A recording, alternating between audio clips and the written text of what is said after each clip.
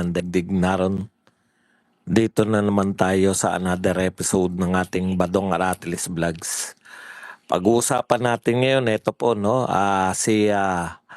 nagsabi po itong may kinalaman sa pagpapatupad ng juvenile justice system. Isa pong abogado to, nagngangalang Attorney Tricia Claire, Juvenile Justice and Welfare Council Executive Director, ay nagsabi po na wala pong criminal liability yung mga Tacloban shooters dahil sila po ay minor de edad. Ano yung sinasabi mo, Kiko? Ha? Nagtatapang-tapangan ka ngayon. Yung juvenile, katulad ng pinapaliwanag natin na ilang araw na, talagang wala pong criminal liability itong mga minor de edad na to. Kahit po alam nila, kahit po yung alam po nila na sila po ay makakapatay, wala po silang criminal liability. Ibig sabihin po, wala po silang, hindi po sila makukulong. Wala pong connection kasi yung media, social. Bakit nyo naman pagbabawal yung social media? Wala naman pong kinalaman yung social media sa paggawa ng mga bata na yan. Masyado na pong malawak yung social media para sabihin nyo na ipagbawal sa bata. Parang television yan. Pwede nyo pa bang, kung yung television nga, ang saklaw ng television konti lang Pwede nyo pa bang sabihin na ipagbawal sa bata? Ganon din po yung social media. Malabong-malabo na po yan na napaka-primitibo na po niya na usapin na ipagbawal ang social media sa kabataan, no? Imposible pong mangyari yan. Hindi po yan, panlilito lang po yan dito sa malaking usapin na mayroon po nagkapatayan, 15 at 14 anyos po yung mga di umano ay suspect. Pero dahil wala po silang criminal liability, hindi po sila karapat-dapat na makulong ayon po sa batas ni Kiko Pangilinan o Juvenile Justice Welfare Act o law na kinakailangan po ay repasuhin po natin yan. Yan po ang nararapat dyan sa batas na yan. Hindi po obra kasi titignan po yan Titignan po yan ng mga sutil na kabataan. Panonoorin po nila kung ano po mangyayari dyan sa dalawang sutil na yan. Pag nakita po nila, teka pala muna. Teka pala muna. Eto palang mga bata na to ay pwede pala. Kasi po sa practice talaga, dito sa Pilipinas, wala naman pong umaangal noon. Pero ito, ibang uri na po to. Marami na pong kapwa nila minor de edad na napektuhan. Kaya dapat pong kaya wala tayong nakikita na nananawagan maliban kay Robin Padilla. Yung chairman po ng committee na yan, sino ba ang chairman ng committee na yan? O ngayon po, ang umiepal po si Risa Ontiveros, mag-iimbestiga raw po siya. Diyan po sa inipalan agad ni Risa Ontiveros ang investigasyon di umano. Diyan sa gagawa naman po siya ng investigasyon. Si Erwin Tulfo ang gusto namin mag-imbestiga. Erwin, naalala namin yung investigasyon. Kailan ka mag-imbestiga na nga, Erwin? Okay, nagtalo po. Actually, hindi naman po nakikipagtalo sa BP Sara. Nagbigay po ng reaksyon. Di natin maintindihan kung nauunawaan ni Auntie Claire yung pagbibiro ni BP Sara na si BBM ay masamang damo, matagal mamatay. Una, biro yun. Ikalawa, hindi muna naman naintindihan, Auntie Claire. Okay. Pag-uusapan din po natin, ito po, inatake rin po ni Auntie Claire yung napakagandang sinabi ni VP Sara sa kanyang mensahe tungkol dito sa Tacloban shooting. In fact, si BP Sara lang po ang may pinakamagandang mensahe. Yung iba po, generics po. Nakikiramay, nalulungkot, hindi na dapat maulit. Pare-pareho lang na sinabi. Si BP Sara lang po, yung totoong may sense yung sinabi diyan sa Tacloban shooting. Si BP Sara lang po yung may sense at saka siya lang po yung pong mukhang nag-iisip. Bakit parang ang dilim ko pa rin? Ang liwanag ko na rito sa ano. Madilim ba ako sa ano? Madilim ba yung screen natin? Baka dumidilim na sa dami ng ilaw ko. Ayan, mukhang mas maliwanag ako rito. O mas mukhang dumilim.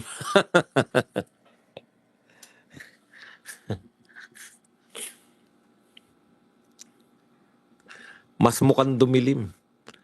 At iba pa pong mga balita, pero bago yan, kung bago ka pa lang dito sa ating channel, aba, ano pang hinihintay mo? Mag-subscribe ka na.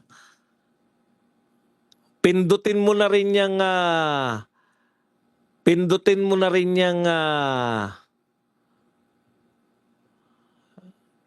likes para naman sumaya din si Badong. At kung may pangkape po kayo, pwede po kayong magpakape maya-maya lang.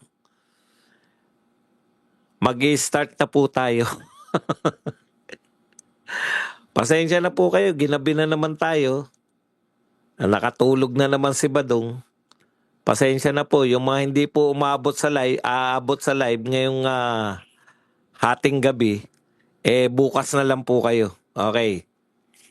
Okay po mga kapatid, tinanggal ko na. Ang pangit ng sombrero, mas mukha akong ano. Kaya lang naman ako nagsombrero kasi I woke up like this para hindi na tayo mag-gel-gel. Okay, pag-usapan na po kagad natin, no? Kung ano na lang po yung nauna rito sa ating mga kodigo. Pero unahin na po natin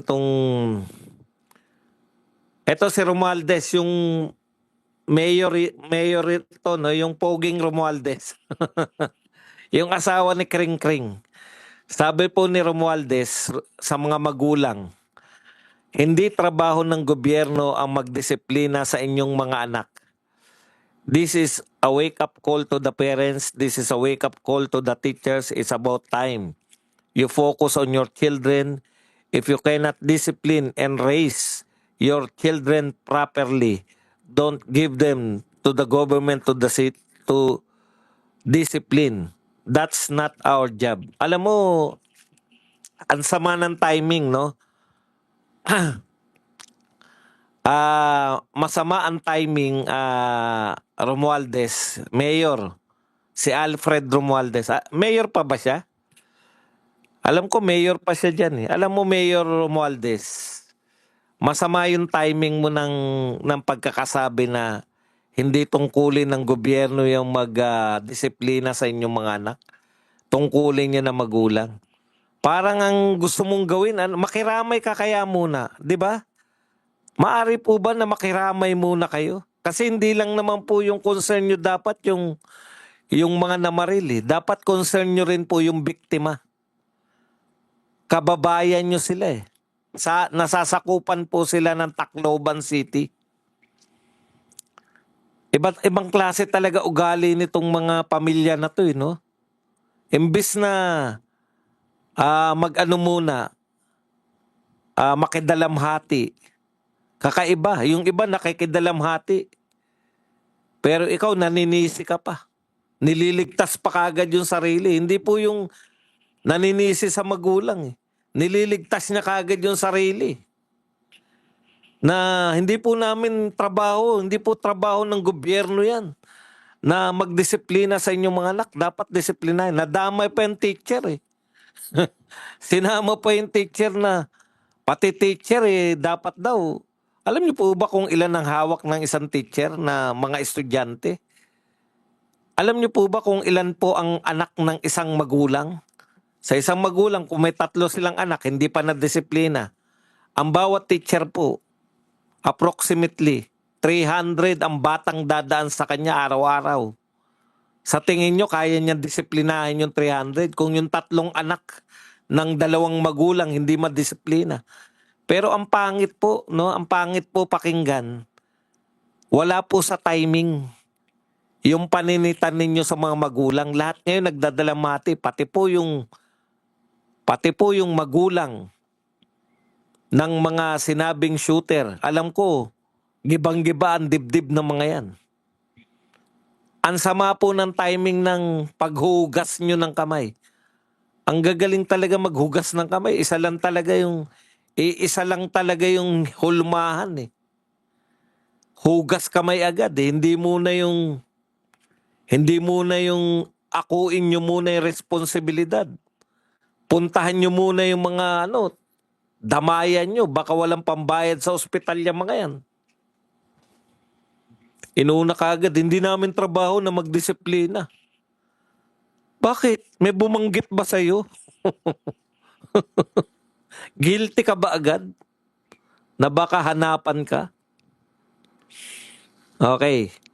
Punta na po tayo dito sa iba pang mga mali-malita.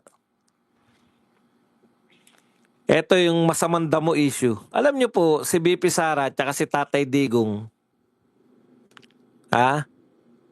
Si BP Sara po at si Tatay Digong.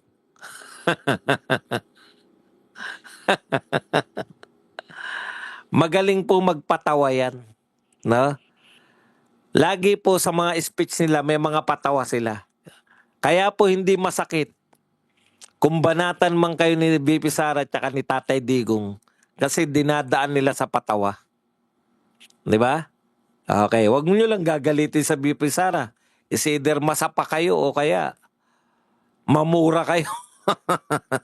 Si Tatay Digong 2.5 pagmumura eh. Pero si BP Sara minsan lang. Minsan nyo lang maririnig na magmura. Pero grabe po ang galit ni BP Sara pag napuno.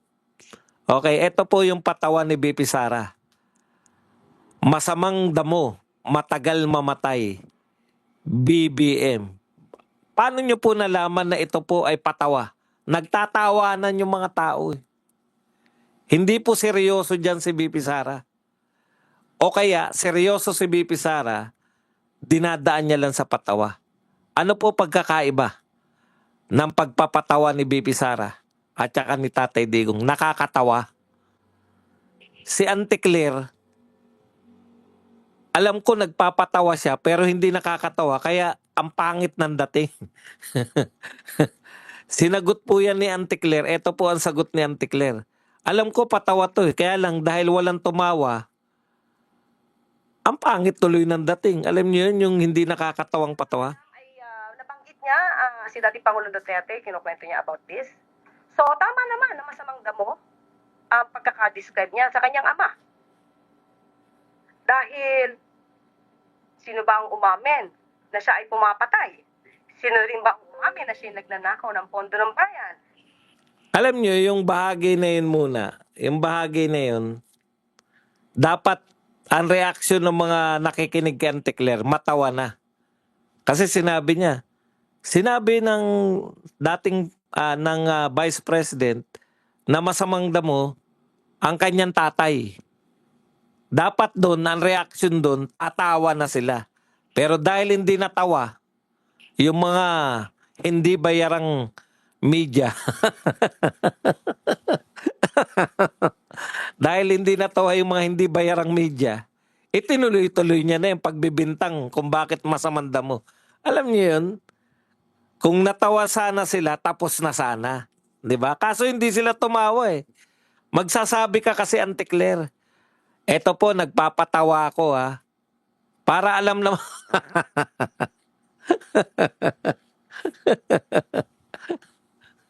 Para alam ng mga tao kung kailan sila tatawa. Diyos ko naman, hindi kasi bagay eh. Kaya napilitan po siya naglitanya. Alam ko yung purpose niya eh. Yung sabihin na ang tunay na masamang damo ay si Tatay Digong. Pero dahil hindi sila natawa, hindi effective, Auntie Claire. Kaya binanatan niya na lang, nilinyahan na lang, naglinyahan na lang sila na masamang damo siya kasi mamamatay tao, etc. etc. Ang pangit ng delivery. Ang pangit ng delivery mo.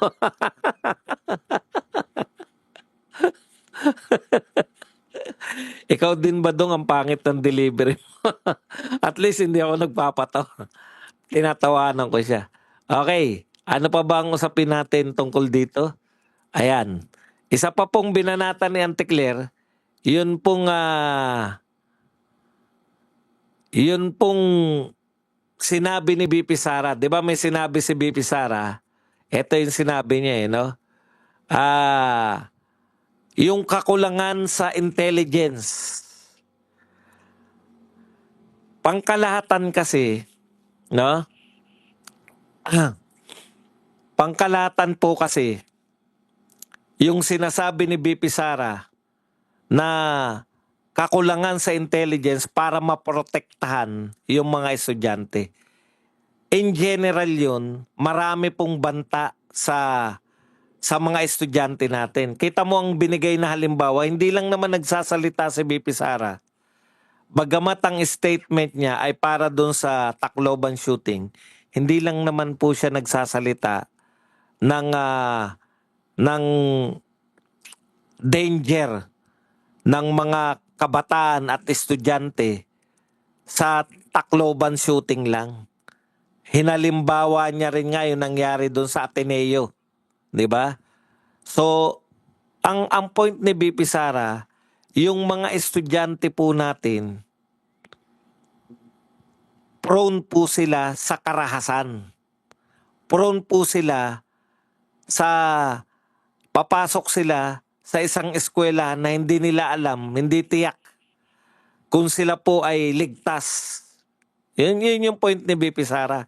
Kaya dapat nagagamit yung intelligence para mailayo yung mga estudyante dito sa mga harmful elements na tinatawag natin. Halimbawa, yan po, kasama po dyan. Sinabi ni BP Sara sa kanyang statement yan. Sinabi niya sa kanyang statement, sino-sino po yan. Yan po yung mga taong nagre-recruit, mga radical na mag-isip. No? Yung musmus na kabataan, nire-recruit nila para maging rebelde. O, isa yan. Yun pong, yung mga karahasan sa paralan. O, dapat na natutugunan po yan ng gobyerno natin. O, isa pa rin yan. Ikatlo, yun pong mga grooming. Paulit-ulit ako kasi nakikita talaga natin yan. Marami pong mga nag-grooming sa ating mga bata. Sa mga hindi po nakakaunawa ng grooming, ito po yung mga minor de edad na, kasi karamihan po sa mga estudyante minor de edad na gino-grooming po o hindi po pinagsasamantalaan outright ng katulad ng pinagsasamantalaan isip natin. Gino-grooming po in the sense na sila po ay nagpapakita ng kabaitan dito sa mga kabataan na to at nahuhulog po ang damdamin ng mga kabataan. May kilala nga akong may kakilala po ako na hindi bayarang media na ganyan ang ginawa sa isang minor de edad. Grooming hanggang mahulog ang loob at nabuntis. Wag na natin pangalanang si Arnold Clavio. Yan po. So lahat po ng uri, ibig sabihin ni BP Sara ng intelligence, dapat aware yung gobyerno natin na laging prone yung ating mga estudyante mula po sa iba't iba pong anong tawag natin dyan? Yung pong prone po sila sa harmful element. Prone po sila na sila po ay madisgrasya.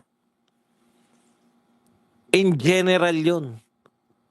Kaya dapat natuturuan natin yung mga nailalayo natin. Tsaka yung droga nga pala.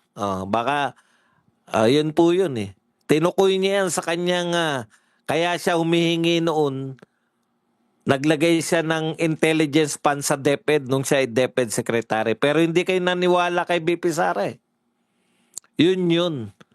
Pero iba po ang banat nito ni Anticler. Iba talaga mag-isip si Anticler eh. Pag nakarinig lang ng salitang intelligence, no? Ang sabi kagad ni Anticler, dapat daw hindi itinuturing, ito po sabi ni Anticler to, students are not terrorists. Dahil ba sa Intel, terrorist agad? Ibang klase talaga to mag-isip eh.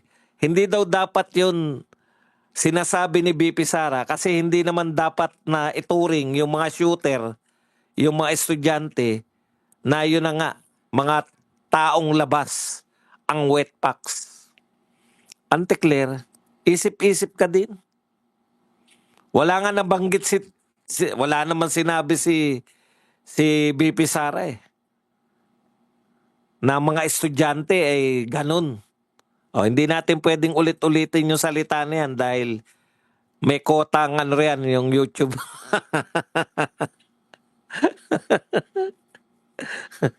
Mga taong labas ang wet packs.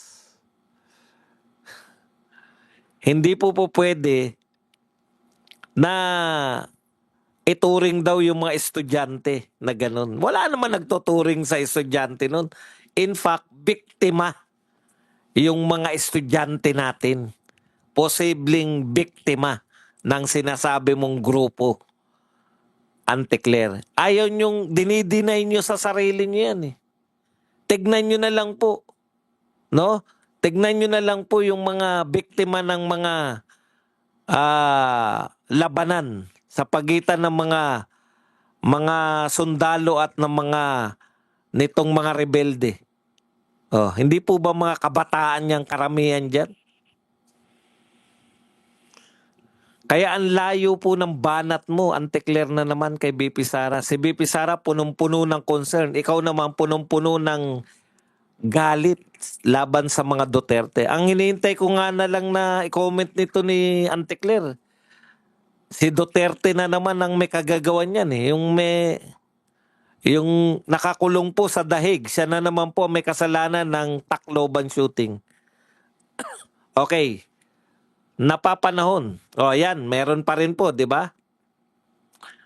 Actually, dalawang magkasunod yun sa Cavite. Hindi lang naman po isa yan, no? Dalawa po sa Cavite. Wala lang, hindi yata na tigok yung mga estudyanteng involved dyan. Kaya, chopstick po to. Ayan o, chopstick. Nakakangawit kasi na ganun eh. Okay, punta na po tayo rito sa usapin nitong mga shooter.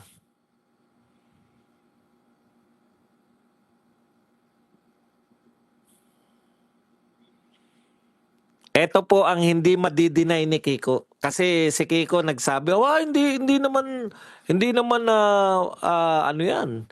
Hindi po pwedeng pakawalan yan. Ito po ang sinabi ng isang talagang nagpapatupad po ng batas tungkol po dyan. Ang Juvenile Justice and Welfare Council. Sabi niya, walang criminal liability ang dalawang minor de edad na suspect dahil sa kanilang edad. Okay. Wala umanong criminal liability sa ilalim ng batas. Anong batas ito? Juvenile law na author ni Kiko Pangilinan. Ngayon, naghuhugas kamay din. Panay paghuhugas kamay nyo eh. So, hindi po sila pwedeng makulong. Yung sinasabi po ni Kiko na hindi pwedeng pakawalan, pero hindi po rin pwedeng ikulong. In fact, ang pinakamabigat na kaso, ito na po siguro ang isa sa pinakamabigat na ginawa ng mga minor de edad.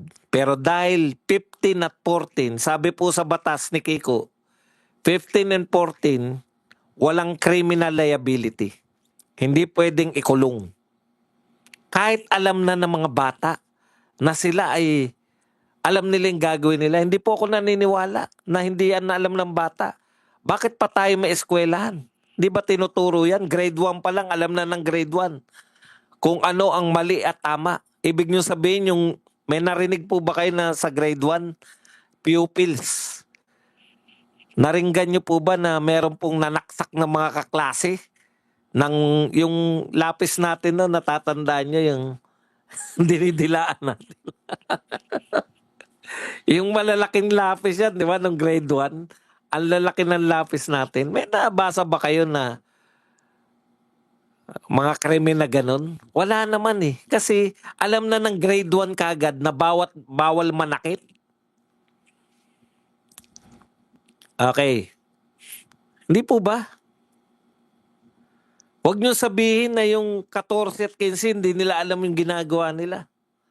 Kaya siguro nararapat na na-reviewin natin yung juvenile act na yan. Sabi ng kapulisan, sang-ayon daw sila na ibaba sa 12. Alam na po yan. Alam na po ng bata kung ano yung mga mali at tama. Kaya ang nangyari po dahil dito sa juvenile law na to,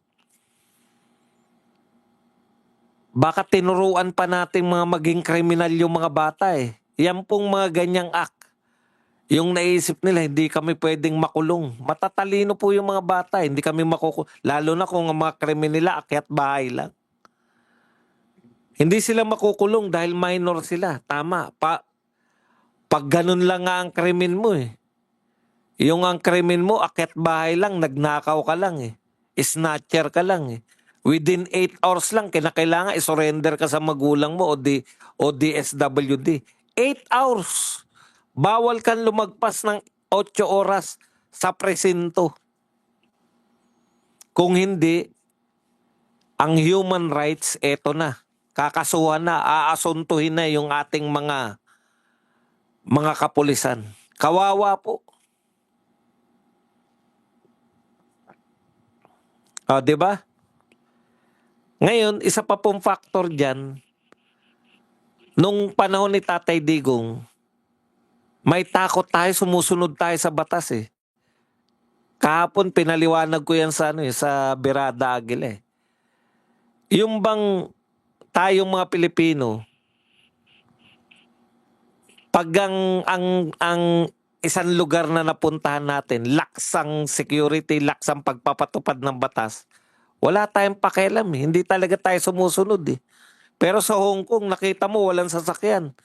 Pero dahil pula, dati tumatawid ako pero nasabihan ako ng mga taga Hong Kong eh. Boss Buds, akala mo ba mataas yung penalty niyan? Pag nahuli ka dyan na tumawid ka ng nakapula, magmumulta ka ng mahal. Kaya hindi kami tumatawid. Sabi, nakalimutan ko na lang kung sinong taga Hong Kong yung nagsabi nun. Isa sa mga viewer natin na taga Hong Kong, nagsabi na kaya hindi sila tumatawid. Pagka pula yung kasi mataas ang penalty. Yun pong ganun, 1.5 ang penalty. 1.5 Hong Kong, mahal yun. Ano na yun? 6 na sapatos ko na. 6 na sapatos na.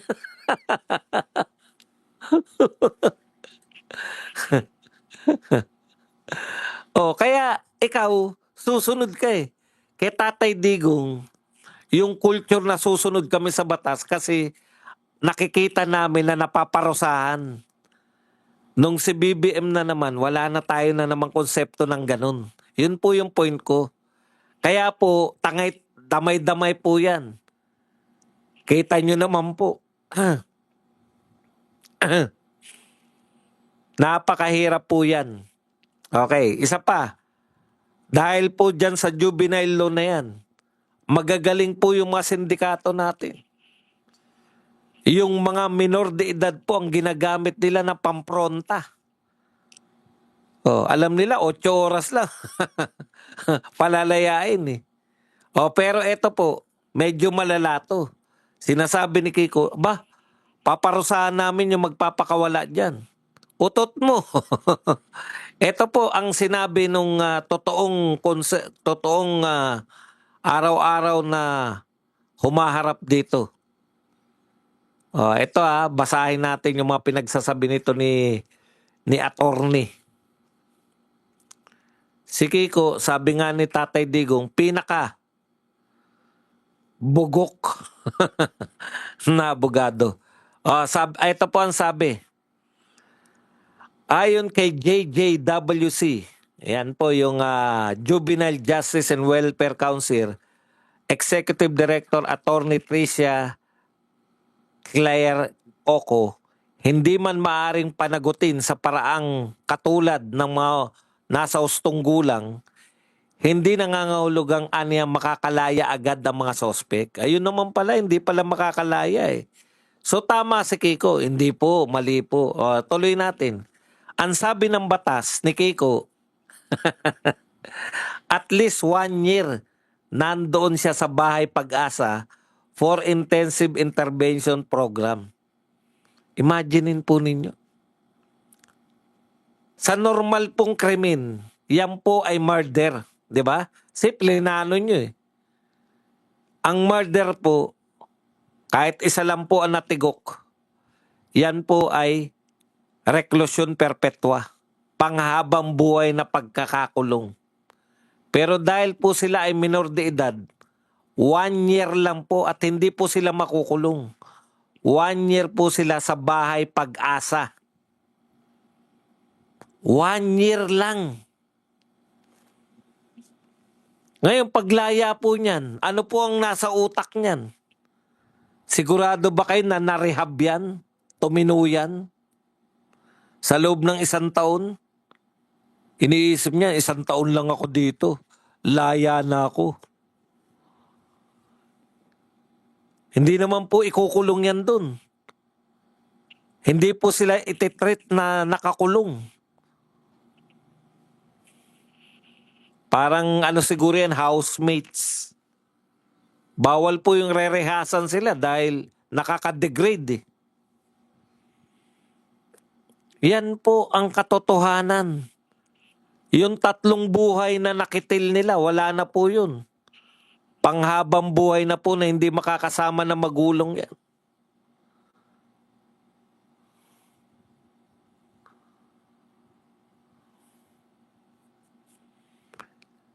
Alam nyo, yung sinasabi, may nabasa lang ako eh. Pero pagdating nilang 18, pwede na silang hindi po, nirehab na nga sila eh. Yun nga po yung pinakaparusa nila, 1 taon silang irerehab. Anong pagdating ng, yung sinasabi nyo po, yan po yung sa Amerika yata yan eh. Juvenile, meron silang juvenile center sa Amerika. Hindi ka pa pwedeng kasuhan dahil ikaw ay minor de edad. Pero pagdating mo ng 18, may ganong mga estado eh, di ba? Oh. Pwede ka nang kasuhan sa ginawa mo nung ikaw ay minor de edad.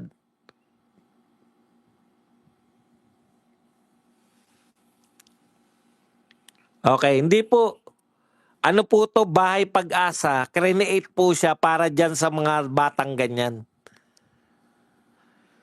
Okay. Ang sabi ng batas, at least 1 year doon siya sa bahay Pag-asa for an intensive intervention program. Parang i-rehab siya. Katumbas na rehab ng mga adik. Ito ang tawag, intensive intervention program. Pero alam niyo po, na-create na yung pagiging criminal mo. Hindi ko alam kung, kaya hindi ko binabalita, hindi ko alam kung totoo yung kumakalat na usapan daw nung 2 bata na alam nila na hindi sila makukulong. Kaya lang, ayaw ko ibalita yan, baka yan ay fake news. So, hindi siya malaya dahil nandun siya sa bahay Pag-asa, hindi pa siya pwedeng lumabas kahit kailan niya gusto. Doon siya institutionalized sa Pag-asa. Ayan. Pero ilang taon po? 1 taon lang. Tingnan nyo. Yung 14 anyos, 15 lang siya sa 1 taon. Pwede pa siyang umulit. Yung yung 16 ba, hindi na pwedeng Yan po ang dapat baguhin natin. Kung sa tingin ninyo yung 14-15, yan na po. Meron na tayong experience.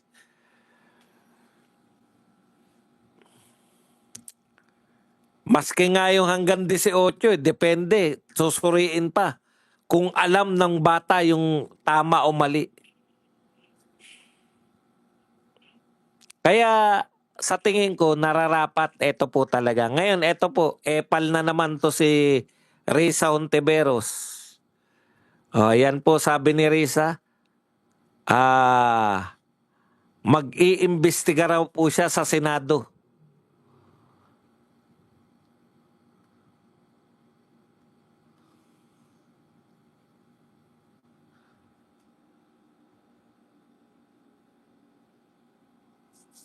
Hindi ko po sigurado kung Net 25 po nagbalita, okay na po 'yan, hindi po fake news 'yan. Kaya lang, hindi ko nakita rito, ang nakita ko rito yung mga ano lang. Okay, asan na ba yung si Risa Hontiveros?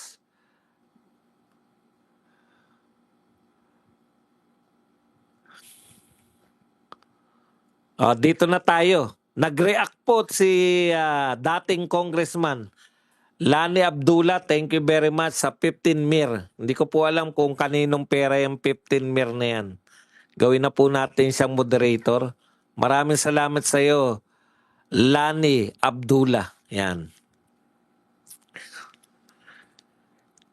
So nagpahayag po si Risa Hontiveros na wala po yung aking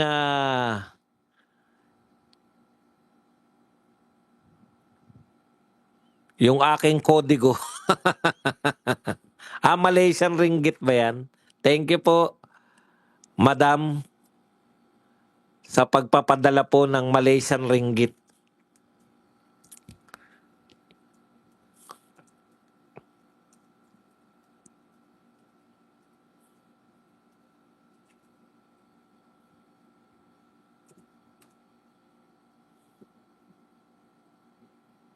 Okay, ito po sinabi ni Risa Hontiveros.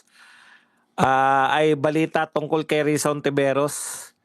Senator Risa Hontiveros is spearheading a Senate investigation on July 1 to probe the fatal shooting at San Jose National High School in Tacloban City.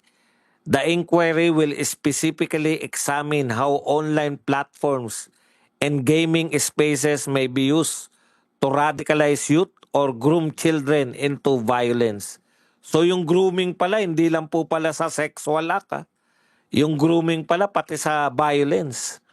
The upcoming probe builds on broader legislative inquiries into the safety of minors in digital space. Pero bakit digital space lang? Yung mismong dun, okay. So sabi ng iba, pag-epal lang yan ni Risa Hontiveros. Ako po, naniniwala po ko na hindi po yan pag-epal. No? Naniniwala ko na dati ng epal. Si Risa Hontiveros talaga, mahilig talaga mag-imbestiga yan ng mga nagba-viral. Di ba? Mga viral.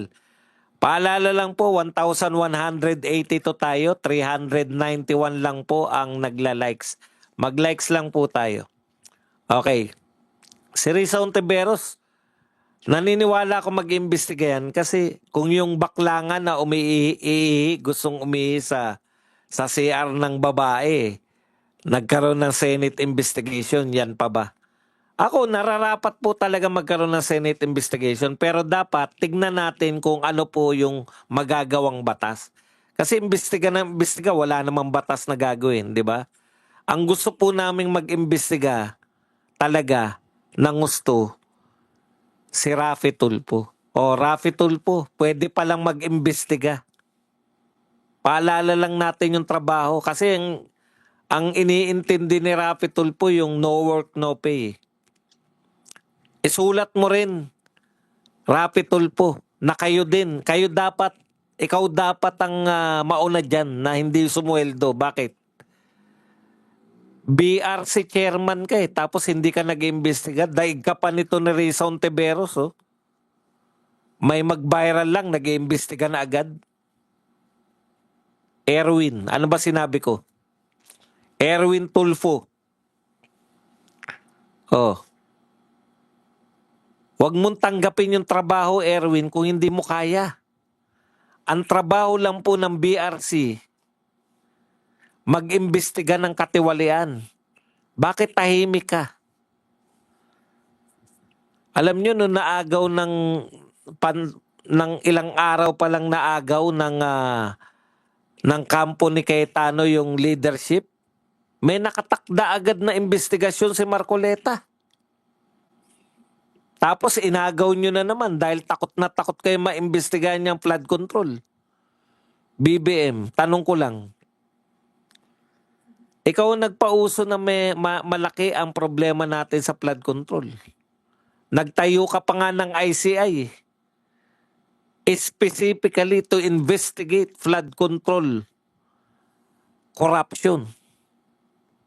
Pero ano po nangyari? Lahat ng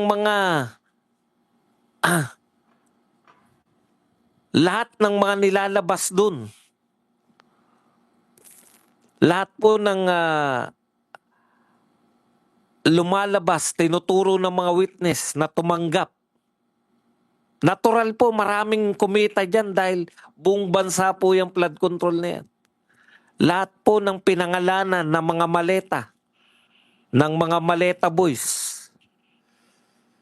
hindi po iniimbestigahan man lang.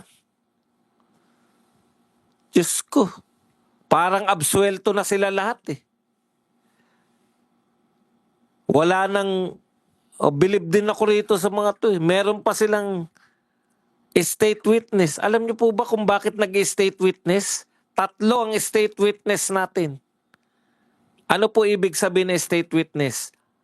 Mawawalan po sila ng kasalanan. Nagkasala sila sa batas, mawawalan sila ng kasalanan dahil state witness sila. Pero kaya kayo ginawang state witness para malutas ang krimen. Kung magwi-witness kayo tapos wala naman palang malulutas, sampahan nyo na lang po ng kriminal yung mga state witness. Wala pala sila kakayahang ituro yung mga mastermind. Kaya ang dami pong kalokohan nitong flood control. Yan po, ayon kay Banayo. Huwag natin i-quote si Badong. Ayon po kay Banayo, kaya po nagpalit. Yan po yan. Para eto po, hinihintay yan ni Erwin Tulfo na mag-impeachment trial na para makalimutan na ng tao yung flood control. Hindi po pwede. Pwede ka pong mag-imbestiga kahit po kahit po nag-impeachment. Ibig sabihin, hindi ka magtatrabaho. No work, no pay ka mo, di ba? Bawasan ka ng sweldo. Yung sweldo mo, bigay mo na lang sa amin. Kami na mag-imbestiga niyan. O kaya bigay mo kay Mike Defensor. Si Mike Defensor. Buti pa si Mike Defensor nag-iimbestiga eh. Anyways, yan po. Rizal Tiberos, ang dami mo inimbestigahan. Dapat din alamin natin ano yung batas na gagawin mo para na magiging resulta niyan. Hindi po pwede na gastos lang tayo ng gastos sa investigasyon. Baliktad eh. Yung gusto natin mag-imbestiga, ayaw mag-imbestiga. Tignan niyo po, lahat po ng kumanta. Tignan niyo po nangyayari. Ang dami pong kinanta. Yung mga house prosecutor na yan, si Laila de Lima, halos karamihan ng mga congressman na involved dyan, pati si Luis Troyata, kung hindi ako nagkakamali. Sinabihan, bakit po walang investigasyon? Tinuro sila ng witness. Bakit hindi po sila imbestigahan, Tulfo?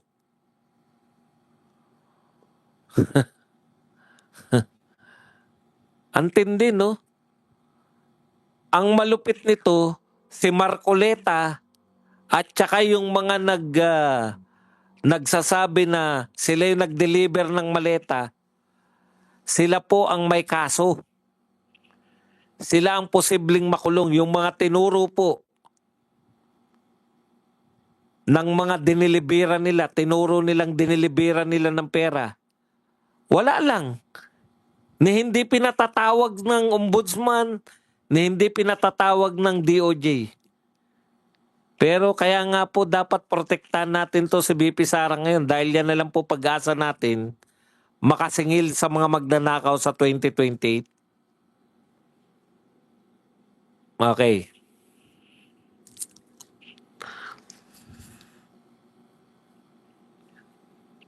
Bago po mag-init ang ating ulo. Ito po tanong ni Cavite Representative, dating Cavite Representative, Kiko Barsaga. Dito po natin tatapusin ang atin pong topic. Tapos question and answer na po tayo. Yan, makakapagtanong na po kayo. Pero bago kayo magtanong, 1,300 po tayo, 400 lang po ang nagla-likes. Halos 1,000 po ang di nagla-likes. Mag-likes po tayo. Question, yan. Sabi ni Kiko Barsaga, bakit si Risa Ontiveros ang mag-iimbestiga sa Senado? Gagawing santo rin ba yung school shooters? Katulad ni Saint Kian? Lo. Ikaw talaga, Congressman Kiko. Lapit mo nga yung ulo mo, Congressman. Kaya ka tinatanggal sa Kongreso dahil Risa Ontiveros, gagawin mo raw ba na santo yung mga shooters? Hindi natin hintay na magkaroon ng susunod pang biktima bago kumilos. Yan po ang sinabi ni Risa Ontiveros. Ayan po mga kapatid. Yan lang po ang ating topic. Ngayon naman po pupunta na tayo sa pangalawang part ng